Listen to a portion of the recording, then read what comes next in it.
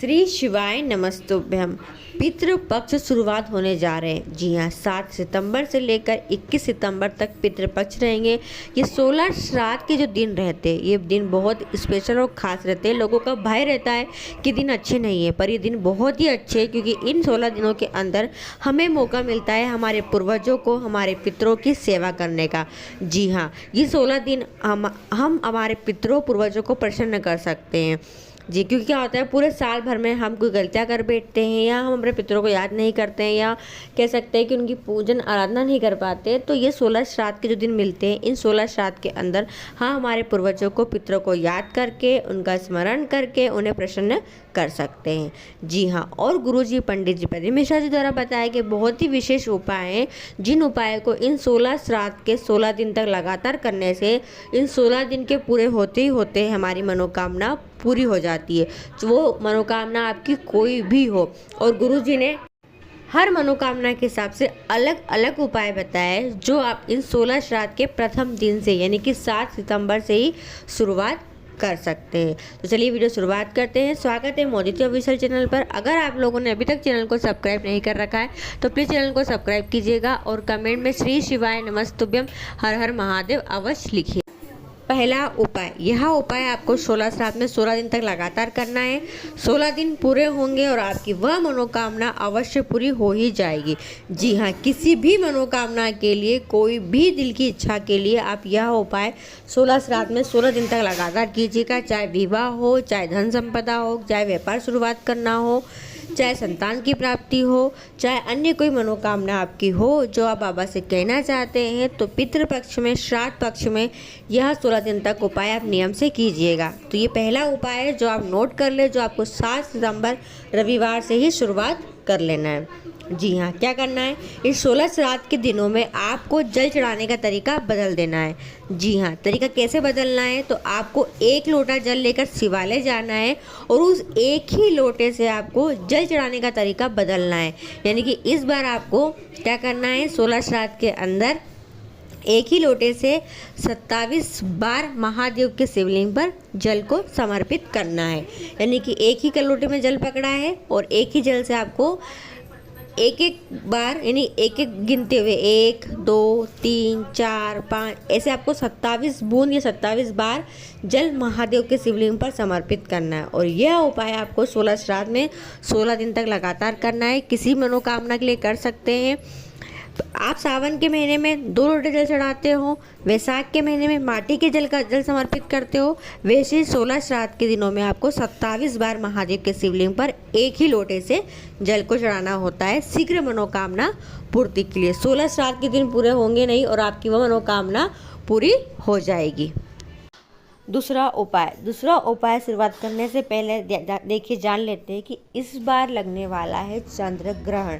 जी हाँ, अभी तक जो ग्रहण लगते आ रहे थे वो भारत में मान्य नहीं थे, भारत में दिखाई नहीं दे रहे थे, पर इस बार जो चंद्र ग्रहण लग रहा है 7 सितंबर को, जी हाँ, वह चंद्र ग्रहण भारत में मान्य रहेगा, उसका सूतक काल भी भारत में मान्य रहेगा।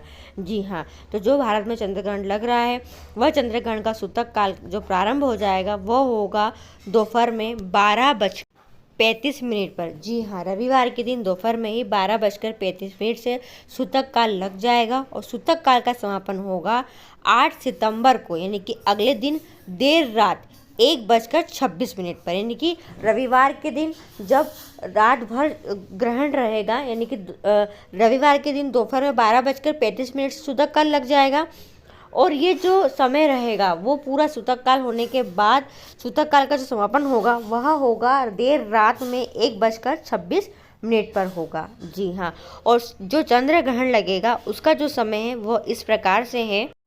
चंद्र ग्रहण जो स्पर्श का रहेगा रात्रि में 9:57 से, जी हाँ, मध्य रात्रि 11:41 तक रहेगा, और मोक्ष रात्रि 1:27 पर हो जाएगा। यानी कि जो चंद्र ग्रहण लगेगा वो 9:27 से लगेगा, 11:41 तक रहेगा, पर सूतक काल जो दोपहर में 12 बजे से लग जाएगा, 12:30 बजे से, और वो सूतक काल रहेगा रात्रि में 1:30 बजे तक। जी हाँ, तो इस प्रकार चंद्र ग्रहण है इस बार भारत में मान्य रहेगा, सूतक काल भी मान्य रहेगा। सूतक काल में पूजन अर्चना नहीं की जाती है, भगवान के पट लग जाते हैं, दरवाजे लग जाते हैं, उस समय केवल भक्ति भाव होता है जो आप घर बैठकर कर सकते हैं। जी हाँ, जो गर्भवती महिलाएं रहती है वो घर से बाहर नहीं निकलती है। जी हाँ, जो व्यक्ति बहुत ज़्यादा बीमार रहता है वो व्यक्ति ग्रहण में खा पी सकता है, पर कोशिश करके प्रयास रखें जो गर्भवती महिलाएं वो ग्रहण में कुछ खाए पिए नहीं, उल्टा अपनी जो पेट रहे पेट के ऊपर गेरू जो आता है, जी हाँ, जो लाल कलर का गेरू आता है उस गेरू का लेपन कर ले। वो लेपन आप सूतक काल से ही करके रख लो। जो गर्भवती महिला है वो सूतक काल से ही अपने पेट पर गेरू का लेपन करके रख लो। जी हाँ, बहुत ही ऐसा लगे कि अब तो पानी पीना ही पड़ेगा तो आप सूतक काल में पी लो, पर ग्रहण के समय तो कुछ खाए नहीं, कुछ पिए नहीं, केवल भगवान का भक्ति भाव करें। कोशिश करके गीता जी का पाठ करें रात में बैठकर आराम से। जी हाँ, और जो व्यक्ति बहुत ज़्यादा बीमार है वो जलपान कर सकता है, पर ग्रहण काल के समय पर आप इन सब चीज़ों को त्यागें, ना खाए ना पिए, केवल भगवान का भक्ति में पूजा पाठ करें। वो भी पट लगा रहे, पट भगवान का स्पर्श नहीं करना है। अपने टीवी में मोबाइल में आप भक्ति भाव के जो भजन वगैरह लगा लें और भगवान को याद करें। तो ये जो समय है चंद्र ग्रहण इस बार भारत में मान्य रहेगा। अब हम बात करते हैं तो उपाय कब करना है।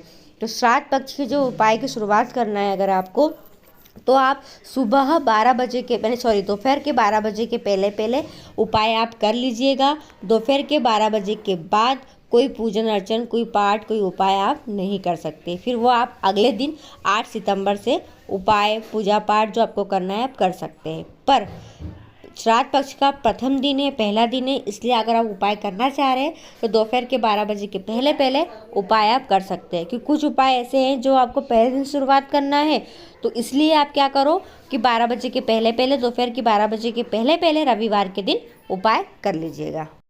तो दूसरा उपाय, यह उपाय भी लगातार 16 दिन तक किए जाते हैं, इसलिए इस उपाय को भी आप दोपहर के 12 बजे के पहले कर लीजिएगा। गुरुजी पंडित जी प्रदीप मिश्रा जी द्वारा बताया गया यह उपाय ऐसा है, गुरुजी ने कहा है 16 श्राद्ध के दिन पूरे होंगे और आपके घर में शुभ समाचार, गुड न्यूज़, मांगलिक कार्य जैसे कि बच्चों का मंगल विवाह, बच्चों की तरक्की, बच्चों की उन्नति, बच्चों की सर्विस सब संभव हो जाएगी। जी हाँ, तो बहुत ही खास उपाय है। गुरुजी ने बताया कि अगर विवाह नहीं हो रहा है, उम्र 42 ईयर्स भी हो गई है, 42 वर्ष भी हो गई है, तब भी इस उपाय को आप करके देखिएगा श्राद्ध पक्ष में 16 दिन तक लगातार। जी हाँ, और आपके बच्चों का मंगल विवाह अवश्य हो ही जाएगा। तो करना क्या है आपको, 7 सितंबर के दिन दोपहर के 12 बजे के पहले समय का विशेष ध्यान रखना। क्योंकि 12 बजे के बाद सूतक काल लग जाएगा। क्या करना है आपको, एक चुटकी आटा लेना है और एक चुटकी आटा आपको आपके घर के मुख्य द्वार के लेफ्ट और राइट दोनों साइड पर एक एक चुटकी डाल देना है।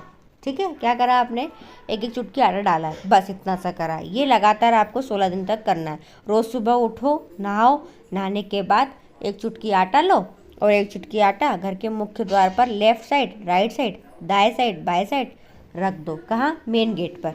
रोज़ का नियम पकड़ लो, पर पहले दिन से शुरुआत कर लेना, 12 बजे के पहले पहले कर लिया करना, रोज़ करना।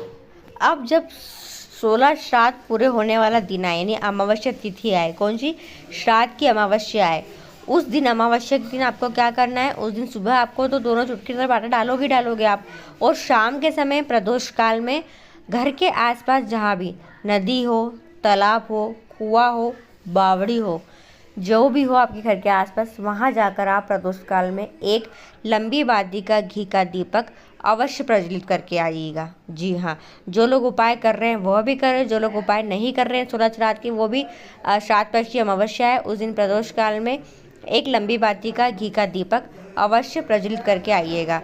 फिर देखिए आपके घर में कितनी जल्दी, यानी श्राद्ध में करेंगे, नवरात्रि पूरी होगी नहीं और आपके घर में मांगलिक कार्य होना शुरुआत हो जाएंगे। तो बहुत विशेष उपाय है जो आप श्राद्ध पक्ष में 16 दिन तक कर सकते हैं। ऐसे तो गुरुजी ने बहुत सारे उपाय बताए, पर कुछ उपाय ऐसे जो आपको नियम से 16 दिन तक करना है।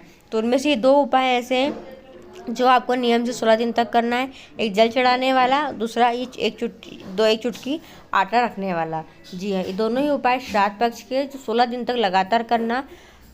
दोनों ही उपाय ऐसे कि कह सकते हैं कि अपन चट मंगनी पट बिया वाला उपाय है, तुरंत मनोकामना पूरी हो जाएगी, ऐसे उपाय हैं। तो कोई भी मनोकामना के लिए आप दोनों उपाय कर सकते हैं श्राद्ध पक्ष में। दोनों उपाय बहुत खास और विशेष अवश्य कीजिएगा। कोशिश कीजिएगा, प्रयास कीजिएगा नियम से कर सके।